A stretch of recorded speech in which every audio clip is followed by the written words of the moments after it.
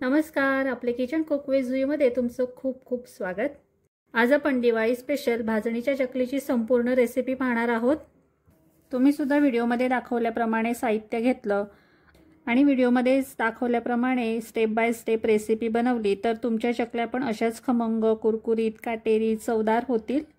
तर 1 किलो चकलीची भाजणी बनवण्यासाठी साहित्याचं अचूक प्रमाण कसं घ्याल जेणेकरून याची भाजणी पण प्रमाणात होईल आणि या भाजणीच्या चकल्या पण चवदार, खमंग होतील।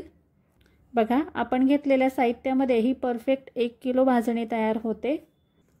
चला तर या 1 किलो चकली भाजणीसाठी लागणारं साहित्य काय घेतलंय ते बघूया। साहित्यामध्ये आहेत तांदूळ, हे 600 ग्रॅम आहेत। वाटीच्या प्रमाणात मोजले तर 2.5 वाटी आहेत। त्यानंतर चणा डाळ घेतली आहे 225 ग्रॅम, वाटीच्या प्रमाणामध्ये 1 वाटी। उडीद डाळ आहे 100 ग्रॅम, वाटीने मोजली तर अर्धी वाटी। मूग डाळ घ्यायची 50 ग्रॅम, वाटीच्या प्रमाणामध्ये घ्याल तर पाव वाटी घ्या। साबुदाणे 50 ग्रॅम आणि पोहे आहेत 50 ग्रॅम, वाटीने अर्धी अर्धी वाटी मोजून घेऊ शकता। सोबतच 10 ग्रॅम धणे, 10 ग्रॅम जिरं घेतलंय आणि 5 ग्रॅम मेथी दाणे घेतलेत। साहित्यामधील तांदूळ आणि सगळ्या डाळी स्वच्छ धुवून वाळवून घ्यायच्या किंवा ओल्या कपड्याने पुसून त्यावरची पावडर काढून स्वच्छ करायच्या। या डाळी आणि तांदूळ मी ओल्या कपड्याने पुसून थोडे फॅन खाली सुकवून घेतलेत। आता हे सगळं साहित्य एक एक करून भाजून घ्यायचं। सगळ्यात आधी तांदूळ भाजून घेऊ। सगळं साहित्य भाजण्यासाठी इथे मी लोखंडी कढई घेतली आहे। यामध्ये डाळी, तांदूळ नीट कडकडीत भाजले जातात। तांदूळ भाजताना ते बारीक गॅसवरच भाजायचे, करपू द्यायचे नाहीत आणि सतत चमच्याने हलवत राहायचं म्हणजे सगळे तांदूळ एकसारखे भाजले जातील। तांदूळ खूप लाल होईपर्यंत पण भाजायचे नाही। हे कडकडीत गरम झाले की काढून घ्यायचे। तांदूळ भाजून झाले की ते अशा प्रकारे एका कॉटनच्या कपड्यावर काढून घ्या। प्लेटमध्ये स्वच्छ कॉटनचा कपडा अंथरायचा आणि त्यावरच भाजून घेतलेलं सगळं साहित्य ठेवायचं म्हणजे त्यांना खाली वाफ धरत नाही। चमच्याने पसरवून घ्यायचं म्हणजे हे पटकन थंड होतील। त्यानंतर चण्याची डाळ भाजून घ्यायची। चण्याची डाळ भाजताना ती सुद्धा मंद गॅसवरच भाजायची। सतत चमच्याने वर खाली करायची म्हणजे सगळी डाळ एकसारखी भाजली जाईल। डाळ पण खूप लाल होईपर्यंत भाजायची नाही। डाळीचा एखादा दाणा खाऊन बघायचा, कडकडीत लागला म्हणजे समजायचं डाळ भाजून झाली आहे। डाळ भाजून झाली की ती सुद्धा कॉटनच्या कपड्यावर काढून घ्यायची। आता आपण उडीद डाळ आणि मुगाची डाळ भाजून घेऊ। उडीद डाळ आणि मुगाची डाळ एकत्रच भाजल्या तरी चालतील। दोन्ही डाळी आकाराने एकसारख्या आहेत त्यामुळे या भाजायलाही सारखाच वेळ लागतो। त्यासाठी या दोन्ही डाळी एकत्र भाजू शकता। या डाळी पटकन भाजतात। बघा, या अशा हलक्याशा लालसर व्हायला लागल्या की त्या लगेच काढून घ्यायच्या। त्यानंतर आपण साबुदाणे आणि पोहे भाजून घेऊ। साबुदाणे आणि पोहे ओले नाहीत त्यामुळे ते भाजायला वेळ लागत नाही। हे खूप भाजायचे पण नाहीत, फक्त पोहे आणि साबुदाणा कडकडीत गरम होईपर्यंतच भाजायचा। यातले पोहे कुरकुरीत झाले की लगेच काढून घ्यायचे। त्यानंतर लगेचच धणे आणि जिरं पण भाजून घ्यायचं। धणे जिरं अजिबात करपू देऊ नका, नाहीतर भाजणीची चव बिघडेल। सतत चमच्याने हलवत राहायचं। यामधून हलका भाजल्याचा वास यायला लागला की लगेचच काढून घ्यायचं। मेथी दाणा पण जास्त भाजायचा नाही। शेवटी गॅस बंद करून हे गरम कढईत थोडा वेळ परतून घ्यायचे। मेथी दाणे जास्त भाजले तर कडवट लागतात त्यामुळे हे कडकडीत गरम झाले की लगेचच काढून घ्यायचे। सगळं साहित्य भाजून झालंय। या प्रमाणामध्ये साहित्य घेतलं तर याची भाजणी खमंग होते। सगळं साहित्य भाजताना फक्त ते काळजीपूर्वक भाजा, करपू देऊ नका किंवा ते नरम पण राहता कामा नये। एक एक साहित्य सेपरेट भाजलं तर ते नीट भाजलं जातं। हे पूर्ण थंड झाल्यावर मिक्स करून घ्यायचं। हे पूर्ण थंड झाल्यावर मिक्स करून घ्यायचं। एकत्र केल्यानंतर हे साहित्य मी तुम्हाला मोजून दाखवते। हे बरोबर 1 किलो भाजणीचं साहित्य आहे। थोडंसं जास्त का घ्यायचं तर दळताना थोडं पीठ कमी होऊ शकतं। आता हे दळून आणायचं। बघा मी चकलीची भाजणी दळून घेतली। भाजणी दळून आणताना एक काळजी घ्या की यामध्ये इतर पिठांची भेसळ व्हायला नको आणि ही खूप बारीक किंवा खूप जाडसर पण दळायची नाही। भाकरीच्या पिठाप्रमाणे दळून घ्यायची। आता ही बरोबर 1 किलो भाजणी आहे।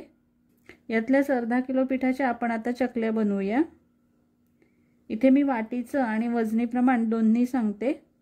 ज्यांना वजनी प्रमाण घेणं शक्य नसेल ते अशा प्रकारे एखादी वाटी घेऊ शकतात। पीठ वाटीने मोजून घेतलं की पाण्याचं प्रमाण सुद्धा मोजून घेता येतं। त्यामुळे पीठ घेताना ते कुठल्याही वाटीने किंवा एखाद्या घरातल्या कुठल्याही भांड्याने मोजून घ्या। हे अर्धा किलो भाजणी मोजून झाली आहे। वाटीच्या प्रमाणामध्ये ही 5 वाट्या भाजणी आहे। या अर्धा किलो भाजणीसाठी मसाल्याचं प्रमाण किती घ्यायचं ते पाहू। हे 2 चमचे लाल तिखट आहे, 1 छोटा चमचा हळद, 2 चमचे पांढरे तीळ घ्यायचे, 1 छोटा चमचा ओवा आहे, चवीनुसार मीठ आणि पाव चमचा हिंग घ्यायचा। यांचं वजनी प्रमाण हवं असेल तर डिस्क्रिप्शनमध्ये मी ते देईन, तिथे तुम्ही चेक करू शकता। आता ज्या वाटीने आपण भाजणी मोजून घेतली त्याच वाटीने सेम प्रमाणामध्ये आपण पाणी घ्यायचं आहे। एका जाड बुडाच्या भांड्यामध्ये पाणी मोजून घ्यायचं। वाटीच्या प्रमाणामध्ये 5 वाटी पीठ होतं म्हणून इथे मी सेम प्रमाणामध्ये 5 वाटी पाणी घेते। हे पाणी गॅसवर गरम करायला ठेवायचं। यावर झाकण ठेवून पाण्याला एक उकळी येऊ द्यायची। पाण्याला उकळी आली की यामध्ये 2 चमचे तेल घाला। तेल मोहन म्हणून थोडंसंच घालायचं, यापेक्षा जास्त घालू नका। पाण्यातच मी सगळे मसाले पण घालते।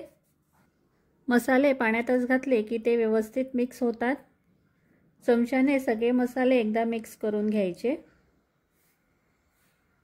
आता यामध्ये मोजून घेतलेली चकलीची भाजणी घालायची। भाजणी घालताना ती एका बाजूने फटाफट पाण्यामध्ये मिक्स करायची। सगळी भाजणी चमच्याने व्यवस्थित मिक्स करून घ्यायची। सगळं पीठ पाण्यामध्ये भिजलं पाहिजे, कुठेच कोरड्या पिठाचे गठ्ठे राहायला नकोत। पीठ व्यवस्थित मिक्स करून झालं की यावर झाकण ठेवून एक वाफ काढून घ्यायची। एक वाफ आली की झाकण काढून पीठ पुन्हा मिक्स करून घ्यायचं।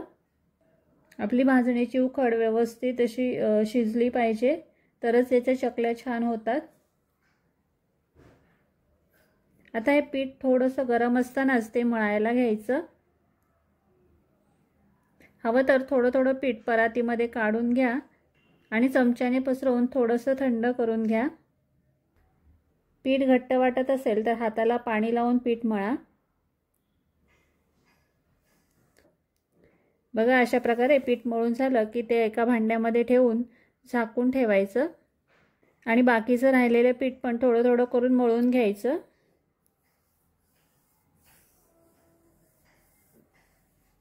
इथे मी सगळं पीठ मळून घेतलंय। चकली बनवण्यासाठी यातलं थोडंसं पीठ घ्यायचं। एकावी चकलीच्या साच्यामध्ये बसेल तेवढा गोळा घ्यायचा आणि बाकीचं पीठ झाकून ठेवायचं। हा गोळा पुन्हा एकदा हाताला थोडंसं पाणी लावून छान मळून घ्यायचा। पिठाला चांगला मेळ येईपर्यंत पीठ मळून घ्यायचं, म्हणजे याच्या चकल्या बनवताना त्या तुटणार नाहीत। बऱ्याच जणांची चकली बनवताना ती तुटते, तर पीठ जर व्यवस्थित मळून घेतलं तर चकली बनवताना ती तुटत नाही। त्यामुळे पीठ व्यवस्थित मळून घ्या। पिठाचा असा लांबट गोळा करून घ्यायचा।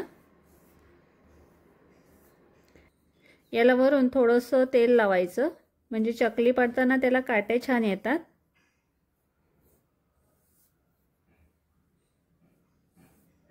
इथे मी चकलीच्या भांड्याला चकलीचा साचा लावून घेतलाय। आता यामध्ये हे तयार केलेलं पीठ भरून घेऊ। झाकण घट्ट लावायचं।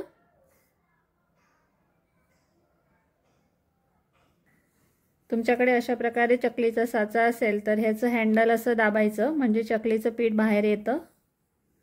चकलीचं सुरुवातीचं टोक असं हाताने फोल्ड करा म्हणजे चकली मधल्या भागामध्ये पोकळ राहणार नाही। साचा गोल फिरवत हवी त्या आकाराची लहान मोठी चकली बनवून घ्यायची। शेवटचं टोक हाताने चिटकवून घ्यायचं म्हणजे चकली तेलात सुटणार नाही।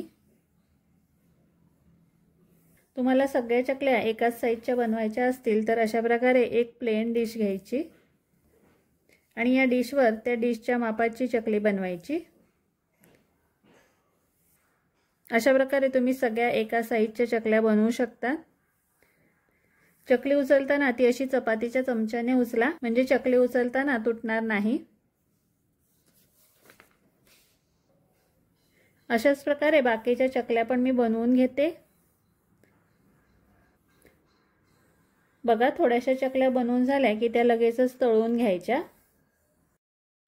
चकली तेलात सोडण्याआधी तेल कडकडीत गरम झालंय का ते चेक करून पाहायचं। तेलामध्ये एक छोटा पिठाचा गोळा टाकायचा, त्याला तेलाचे बुडबुडे आले आणि तो पटकन तेलाच्या वर आला की समजायचं तेल व्यवस्थित गरम झालंय। आता यामध्ये एक एक चकल्या चमच्याने सोडायच्या। एका वेळी कढईमध्ये बसतील तितक्याच चकल्या तळा, जास्त पण नाही घालायच्या।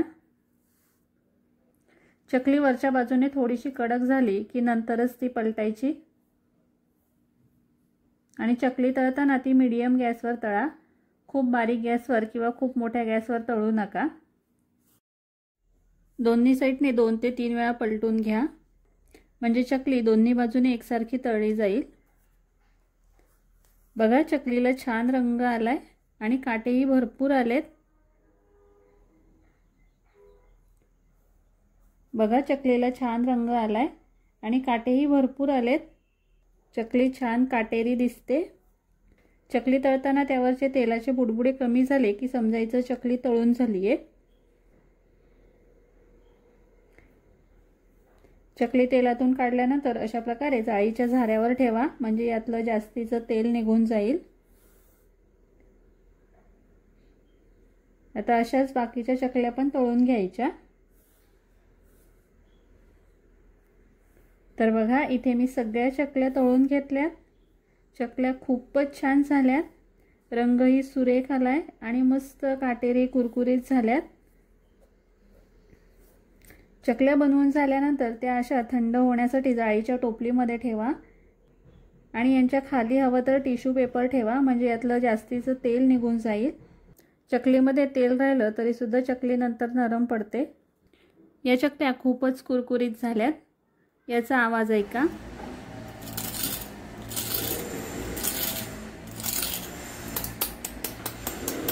चकलीची साईज जरा मोठीच आहे, मला एका हातानेही तोडता येत नाही, पण खरंच चकली खूप कुरकुरीत झाली आहे। बघा मधून ही पोकळ आहे म्हणजे आतपर्यंत ती व्यवस्थित तळली गेली आहे। तर यंदाच्या दिवाळीला या भाजणीच्या चकल्या तुम्ही नक्की करून बघा। रेसिपी आवडली तर व्हिडिओला लाईक आणि शेअर करा आणि अशाच छान छान रेसिपी आपल्या चॅनलवर पाहत राहा। त्यासाठी चॅनलला सबस्क्राईब केलेलं नसेल तर सबस्क्राईब पण करा। चला तर पुन्हा भेटूया नवीन रेसिपीमध्ये। Bye bye.